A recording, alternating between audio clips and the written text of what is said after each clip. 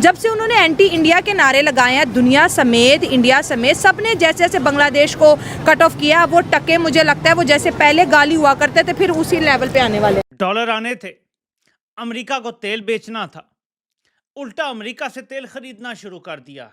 खाएं आप खजूरें खाएं, तेल आ रहा है, आप खुश हो यार, वाह वाह जबरदस्त तेल आ रहा है। तेल निकाल दूंगा मैं, पूरे पूरे पाकिस्तान के तेल निकाल दूंगा, तेल निकाल दूंगा। हाँ फिर बोला कि तेल निकलना है। भाईजान ये हमें कोई पता नहीं वो तेल किधर है, और अमेरिका कह रहा है तेल है यहाँ पे। इतना बड़ा झटका लगा है कि मोदी ने कुछ भी नहीं किया, मोदी ने एक सांस नहीं ली, बट मोदी से भंगा पड़ गया भारी। ट्रंप को the US stock market crashes. उसके बाद डिसॉ कंपनी का जो शेयर्स नीचे आए हैं, अमेरिका ये अफोर्ड नहीं कर सकता क्योंकि इस वक्त अमेरिका मागा पे चल रहा है, यानी make America great again slogan के ऊपर। अब भारत क्या कर सकता है?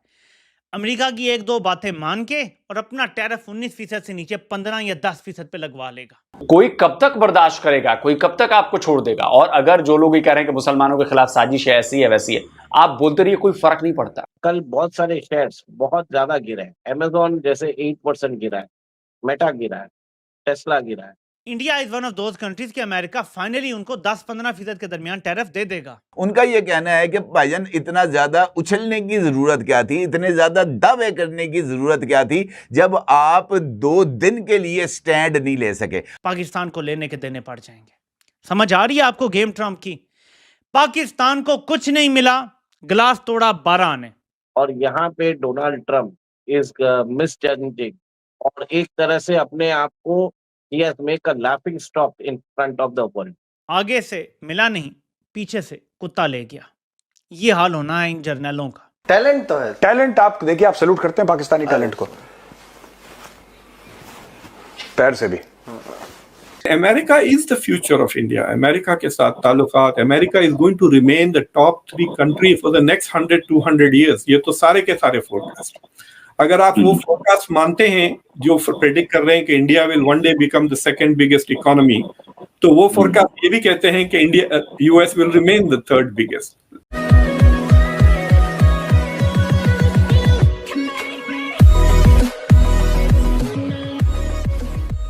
नमस्कार दोस्तों, अब भले ही यूएस नंबर 1 इकोनॉमी हो दुनिया की जीडीपी वाइज, लेकिन अगर आप देखो तो दूसरे नंबर पर चाइना है, तीसरे पर शायद जर्मनी है और चौथे पर इंडिया है। और इंडिया 2027 के आसपास 3rd नंबर पर आ जाएगा।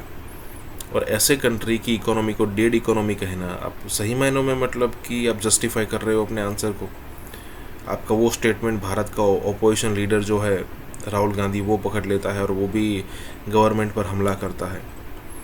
अगर आपको ऐसा लगता है कि सही मायनों में डेड इकोनॉमी है, तो इंडिया पर जिस तरीके से आपने टैरिफ लगाए, उसके बाद यूएस का जो मार्केट क्रैश हुआ है, ये आप देख सकते हो। अगर मान लीजिए श्रीलंका, नेपाल, इस टाइप की कैलकुलेशन आप समझते हो कि इंडिया के साथ है, तो आपने अगर श्रीलंका, नेपाल पर टैरिफ लगाए होते तो कुछ फ़र्क नहीं पड़ता। India is the 4th largest economy right now, और अगर आप उसके साथ इस टाइप का व्यवहार करोगे तो आपको भुगतना भी पड़ेगा। तो यहाँ पर यही बात हो रही है। इसी के साथ ही वीडियो शुरू करते हैं। हाँ दोस्तों, सुपर थैंक्स के जरिए हमें मदद करना ना भूलें। बांग्लादेश पे 20% टैरिफ है, ठीक है। ताइवान पे 20 है, वियतनाम पे 20 है। Cambodia, Indonesia, Malaysia, Pakistan, Philippines, इन पे ये है। लेकिन आपने थोड़ा नीचे आना है। युगांडा 15%, वेनेजुएला जिसे अमेरिका का हर वक्त मसला चलता रहता है 15% टैरिफ, ठीक है।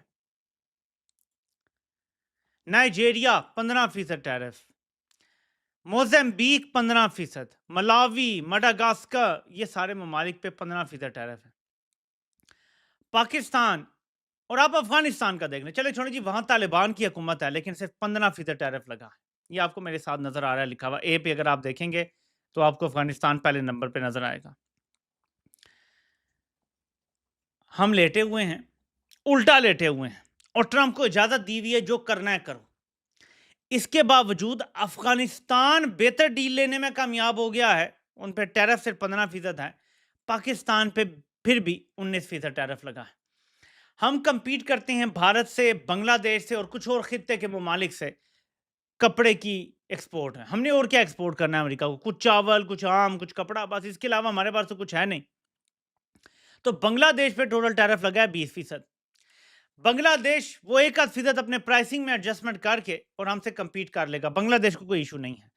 यहाँ पे भंगड़े ये डाले जा रहे हैं और इन्होंने तजवीज़ ये दी थी ट्रंप एडमिनिस्ट्रेशन को जी कि जो खित्ते के ममालिक हैं अगर उनके साथ हमें बराबर टैरिफ दे दें तो जो मर्जी टैरिफ दे दें वी डोंट माइंड। सो हमने निगोशिएट किया ही नहीं है टैरिफ को बेसिकली। उल्टा हमने ट्रंप को राजी रखने के लिए उनसे तेल भी खरीदने का मुआहदा कर लिया कि तेल भी हम सऊदी अरब के बजाय अमेरिका से खरीदेंगे। ठीक है जी। टैरिफ 19%। अब आपने गौर से मेरी बात सुननी है। अमेरिका भारत को नीचे दिखाने के लिए पाकिस्तान पे मेहरबानियां शो कर रहा है। मेहरबानियां कर नहीं रहा, शो कर रहा है। यूएस मार्केट क्रैश नहीं कर रहा है, अभी कोलैप्स कर रहा है, क्योंकि जिस हिसाब से टैरिफ अगर आप लगा रहे हो यूएस के अंदर एक्सपोर्ट्स होने वाली आइटम का जो यूएस इंपोर्ट्स है, ultimately the effect will be borne by the consumers. जो अभी ट्रम्प की पॉलिसी है, it is benefiting only the top rich class, but जो टैरिफ लगेंगे, जो एक्सपोर्ट्स उनके जो इंपोर्ट्स पे टैरिफ लग रहे हैं from other countries, the cost जो है it will be borne by the entire people. Every citizen of United States will pay the enhance cost. अब इसी के कारण आप देखिए कि जॉब डेटा उनका कल रिलीज हुआ है, जिसमें बताया गया कि 73,000 न्यू जॉब्स क्रिएट हुए, जबकि they were expecting 100,000 job, 1 lakh jobs expect कर रहे थे। ऐसा हुआ था, जो official who was involved in releasing the data, Trump ने उसी को फायर कर दिया। आप सोचिए, सही डेटा निकालने पे Trump is firing his own employees. This shows American administration में बहुत ज्यादा पैनिक है, उन्हें समझ में नहीं आ रहा है कि क्या करें। सेकेंड, बहुत सारी कंट्रीज पे उन्होंने टैरिफ लगाए, जैसे भारत पे 25% लगाया है, ताइवान पे 30% लगाया है, स्विट्जरलैंड पे 39% लगाया है और ब्राजील पे 50% लगाया है। ये सब उनके मेजर ट्रेडिंग पार्टनर्स हैं। अल्टीमेटली इधर से जो भी गुड्स आएंगे वो महंगे हो जाएंगे। इससे क्या हुआ, यूएस मार्केट के अंदर वहां पे इन्फ्लेशन बढ़ने वाला। इन्फ्लेशन बढ़ने के बाद लोग, companies are not willing to invest further. Simple है ना, आपकी अगर प्रॉफिटेबिलिटी नहीं रहेगी, डिस्पोजेबल इनकम कम होगी, तो ultimately it is going to affect the company. तो उसको देख के यूएस के अंदर एक अमेरिकन जो मार्केट है, they did not react positively for this news. Trade uncertainties हो रहा है। अभी कल जो टैरिफ लगने वाले थे अगस्त 1 से, वो अगस्त 7 तक उसको पोस्टपोन कर दिया गया। Market does not like uncertainty, market wants continuity in reforms. जो मोदी जी यहाँ पे कर रहे हैं, ट्रम्प अपनी एक एक ट्वीट से मार्केट को हिला रहे हैं, कुछ भी बोल रहे थे। अभी देखिए, वो पाकिस्तान के साथ उन्होंने इतनी अच्छी डील की है, बता रहे हैं, लास्ट में उसको भी 19% टैरिफ डाल दिया, बांग्लादेश के ऊपर 20% डाल दिया। अब ये जितने भी जो बाकी कंट्री की एक्सपोर्ट्स है, अमेरिकन एडमिनिस्ट्रेशन जो अमेरिका की टैरिफ है उधर तो उनको इनरिच करेगा, पर कंज्यूमर्स वहां पे इन्फ्लेशन चालू हो जाए। थर्ड, जैसी बात हो रही है, अमेरिकन टेक सेक्टर इस कल बहुत सारे शेयर्स बहुत ज्यादा गिरे हैं। अमेजोन जैसे 8% गिरा है, मेटा गिरा है, टेस्ला गिरा है। तो अब क्या हो रहा है कि जितनी भी बड़ी टेक सेक्टर कंपनीज है, they will have to do lot of capital expenditure. अब ये सब चीज मार्केट ने देख लिया है, मार्केट को समझ में आ गया कि अमेरिकन मार्केट बाई चांस थोड़ा ओवर वैल्यूड है, इसके लिए एक करेक्शन होना चालू हो रहा है। बड़ी बात यह है कि कल जो करेक्शन हुआ है वो बड़ी बात नहीं है, क्या ये कंटिन्यू रहेगा ट्रम्प की अनसर्टेन पॉलिसीज के कारण, ट्रम्प के ट्वीट्स के कारण, ट्रम्प के स्टेटमेंट्स के कारण, और आप अपने ट्रेडिंग पार्टनर्स के ऊपर टैरिफ लगा रहे हो, उनको कटघरे में खड़ा कर रहे हो। कल साउथ कोरिया से उन्होंने बोला कि 15% टैरिफ पे एग्री कर चुके हैं। साउथ कोरिया से स्टेटमेंट आया, ऐसा कोई हमने एग्रीमेंट किया ही नहीं, कोई रिटर्न एग्रीमेंट नहीं किया। ये सब जो है, investors do not like all